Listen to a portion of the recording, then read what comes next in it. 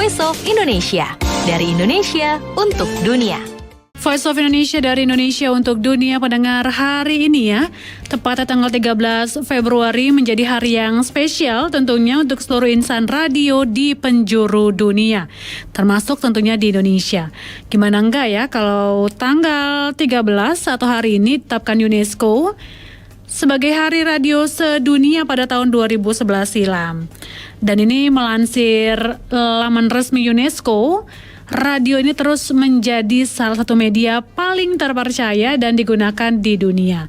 Dan pada peringatan tahun ini, World Radio Day ke-12 mengusung tema Radio and Peace.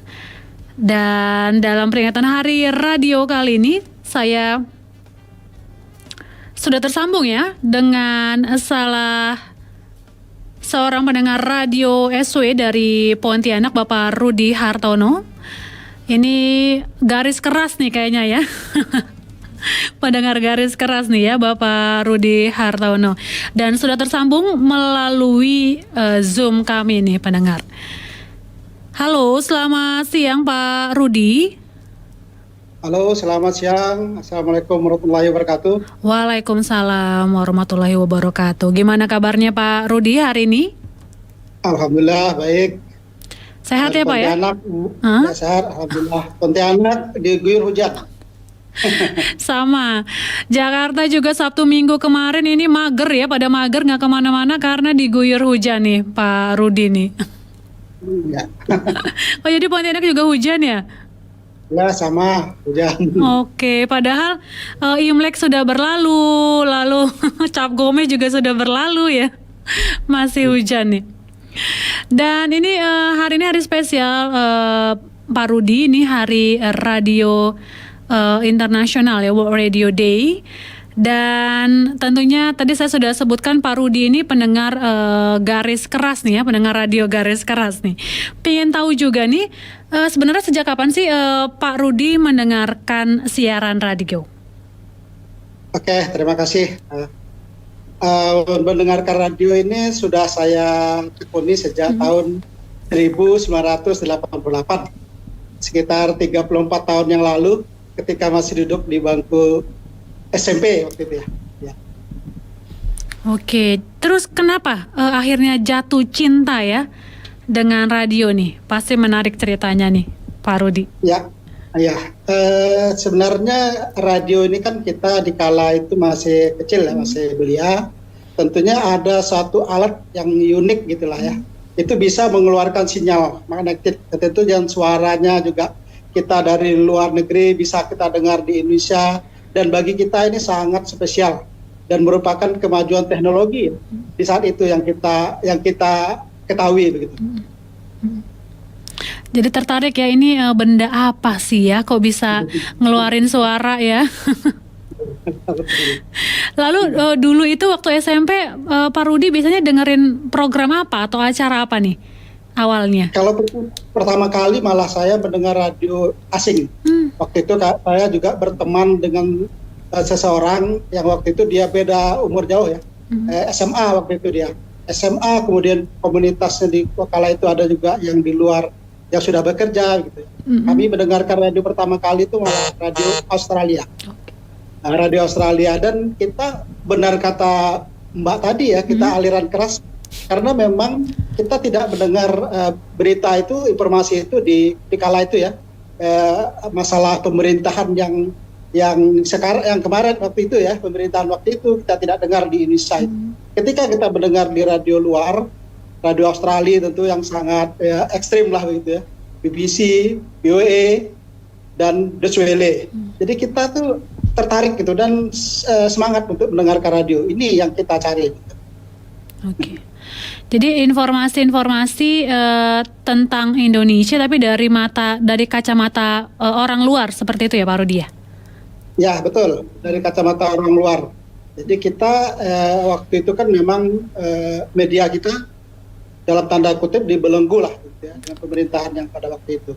Dan kita mendengarkan hal-hal baru, berita-berita baru gitu, tentang kacamata orang asing, kacamata Indonesia bagi orang yang di luar sana.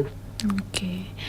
Dan itu seru ternyata ya, dan akhirnya sampai saat ini terus mendengarkan siaran radio nih Pak Rudi ya, dan punya komunitasnya juga ya.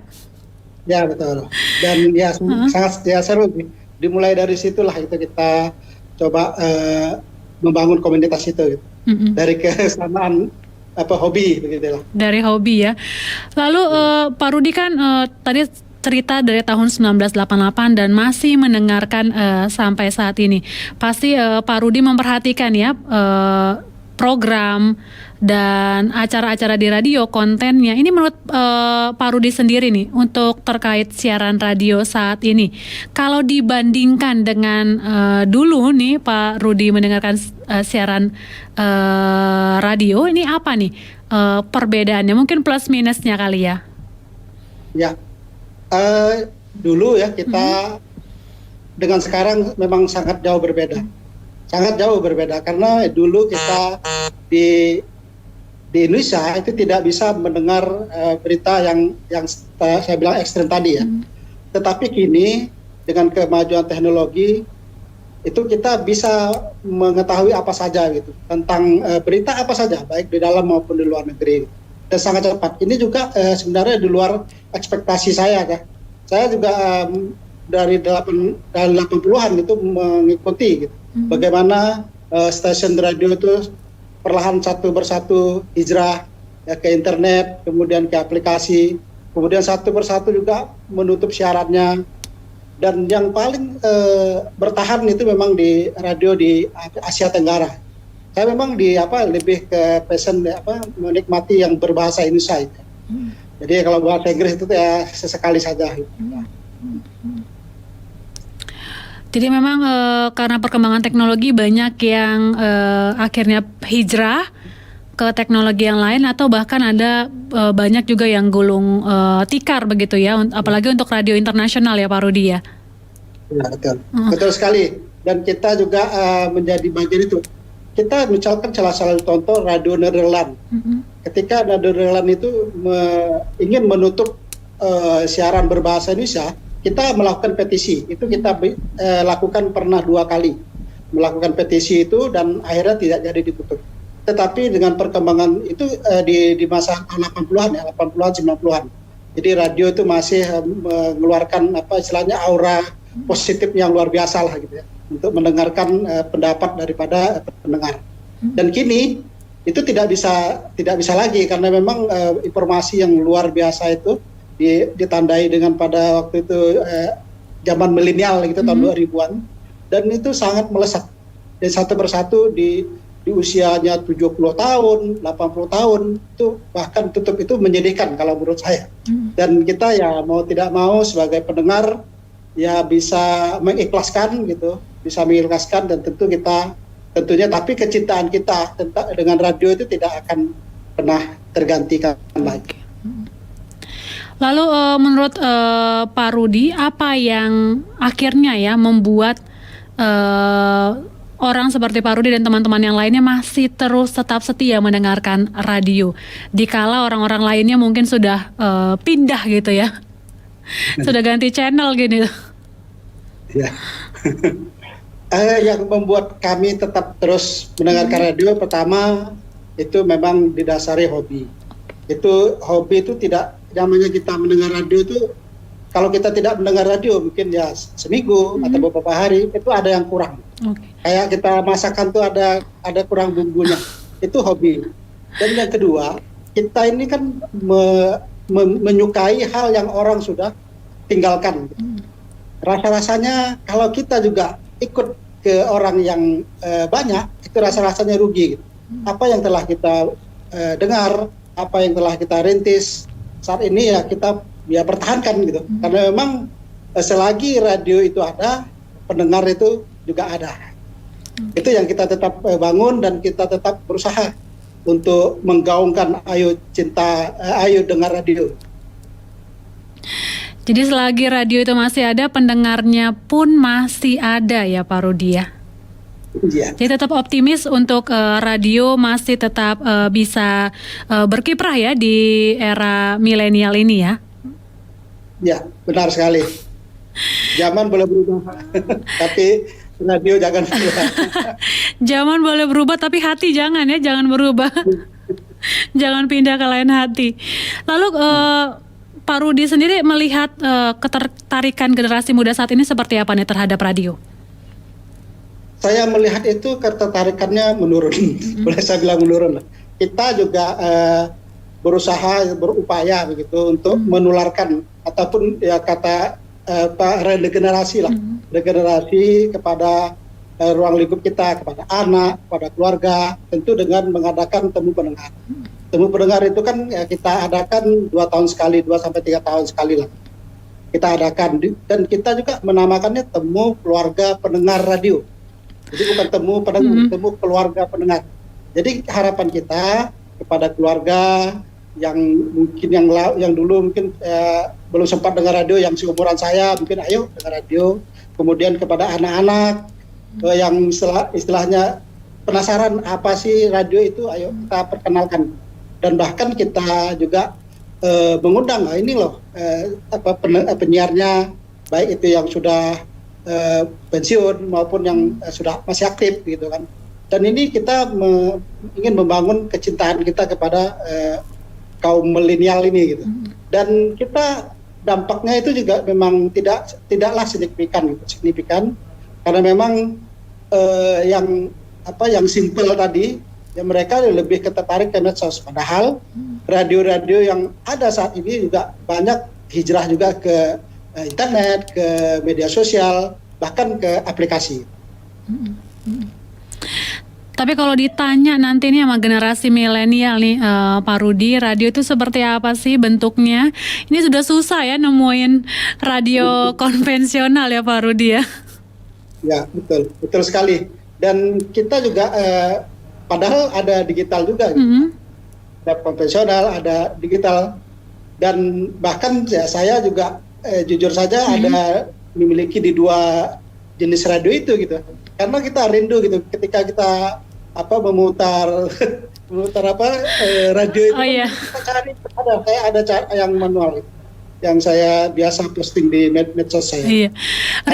Rindu suara kresek-kreseknya nggak sih Pak Rudi? Iya, itu kerinduan kita mencari satu pelan-pelan, dan itu mengajarkan kita tentang ketelitian, kehati-hatian, gitu, kesabaran, betul sekali ya.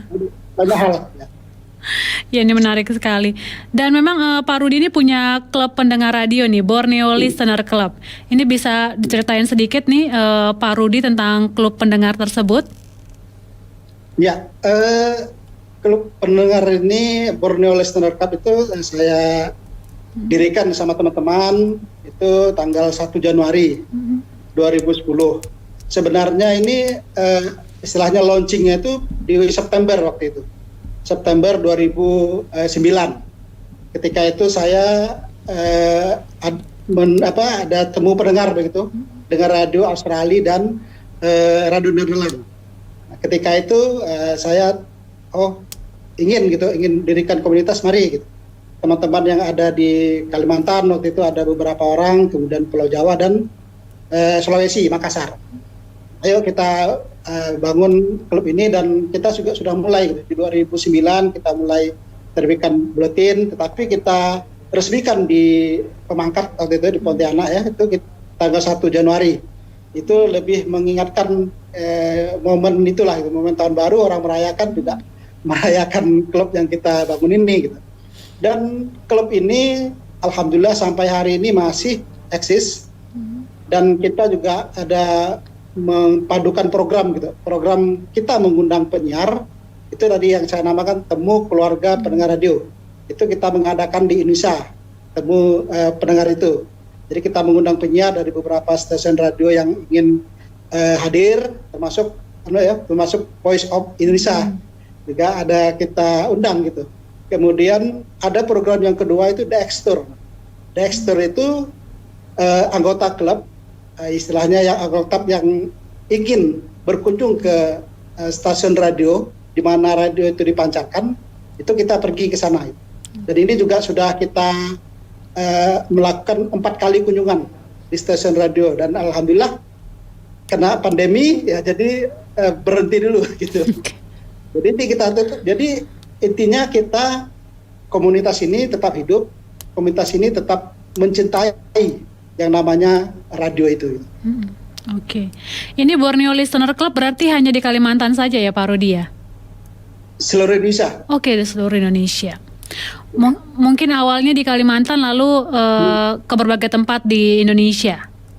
Ya, itu karena memang pendengar radio itu yang hobi mendengarkan radio itu kan sebenarnya rindu juga, rindu akan informasi-informasi terhangat, rindu akan kegiatan atau aktivitas bertemu sesama pendengar dari seluruh Indonesia. Jadi satu persatu gitu.